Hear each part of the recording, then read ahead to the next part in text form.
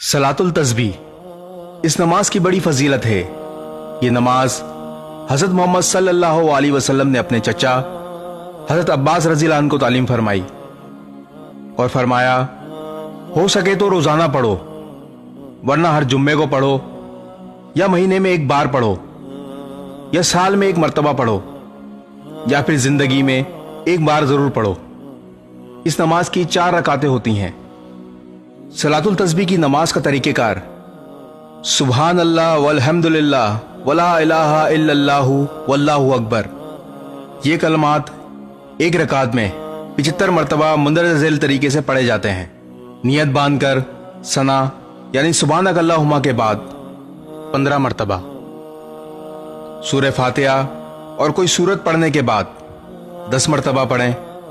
रुकू में सुबहान रब्बियल अज़ीम पढ़ने के बाद 10 मरतबा पढ़ें। रुकू से सीधा खड़ा होकर यानी कौमा में 10 मरतबा पढ़ें। पहले सजदे में सुबहान रब्बियल आला के बाद 10 मरतबा पढ़ें। पहले सजदे से उठकर जलसे की हालत में 10 मरतबा पढ़ें।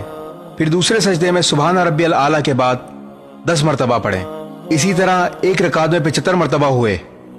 फिर दूसरी रकात के लिए खड़े हो जाएं और इसी तरतीब से चारों रकातों में ये कलमात 300 मरतबा पढ़ें।